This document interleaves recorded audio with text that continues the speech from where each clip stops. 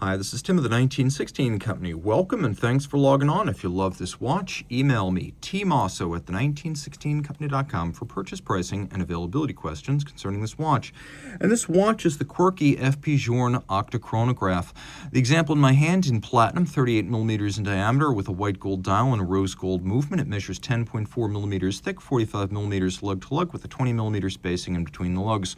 We'll throw it on my wrist, which is 16 centimeters in circumference. It wears nicely. It's a compact watch, the 38 millimeter case size, well inboard the edge of my 16 centimeter wrist, and of course this watch is suitable for men and women. It's flat enough to fit underneath the cuff, and I can recommend it for a wrist as small as 13.5 centimeters circumference.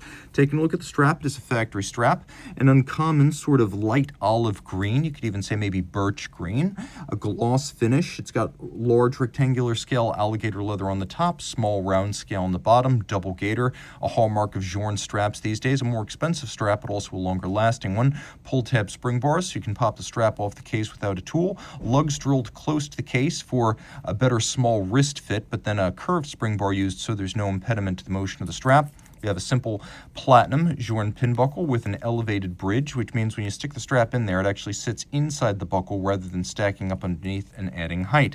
Taking a look at the case, a famous design by this point. We have a domed bezel, domed case back, each one with a flange defining the mid-case, blended integrated lugs that turn 90 degrees down from the case band. Everything is polished. Distinctive Journe crowns with their knurled pattern outboard and then the double dimple on the unsigned primary crown. 30 meters water resistant, so please don't attempt to swim with it. Splashes and rain are okay. We have two polished steel bezels for the white gold sections of the dial and the white gold media blasted.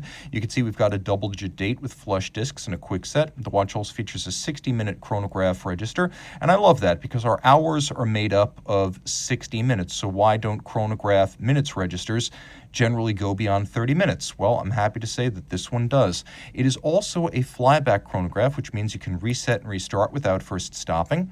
And then we've got the distinctive Journe double tapered hands, almost biomorphic, like something you'd see in the state of nature.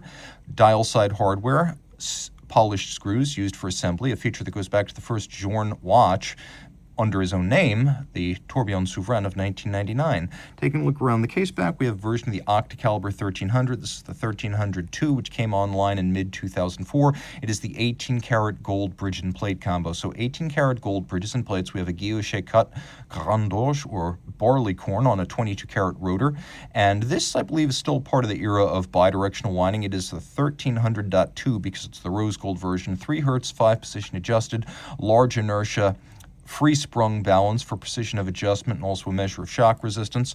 And it is a 5-day chronometric power reserve with 160 hours absolute, but it keeps best time if it's in that 120 hours of wound reserve. French-made Eleanor case. You could see the French double hallmark and the Eleanor maker's mark right there. And then, of course, assembled in Switzerland. You can see the Swiss precious metal hallmark right there. These French-made cases were built through about mid-2008. Another little sign of the times. You can see we have a 05C. So C is the reference on the case back. 05 is the year the case was made.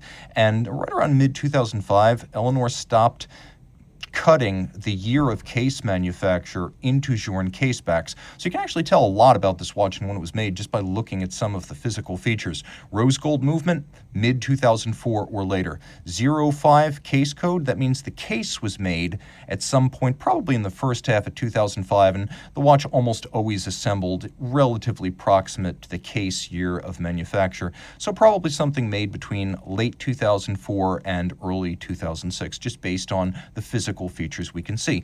Now, the chronograph is an interesting system. It's super flat, and the idea is that it doesn't add a lot of thickness to the watch. And so we've got this unique sort of flattened column wheel that rotates like a column wheel, but has lobes like a cam. The feeling is light and crisp. So it feels like a column wheel. And then we've got an oscillating pinion clutch, which is a type of lateral clutch. And you can see with the engagements, for the most part, an oscillating pinion will be a very still and motionless engagement that doesn't have a lot of secondary jump or displacement like a conventional lateral clutch.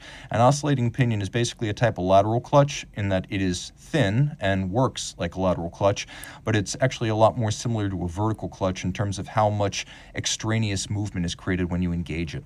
So this is a lovely piece, universally wearable, highly collectible, hard to find, especially in this combination of white gold with platinum case. A lovable and versatile watch. If you love it, reach out to Team Mosso at the1916company.com for purchase and pricing details.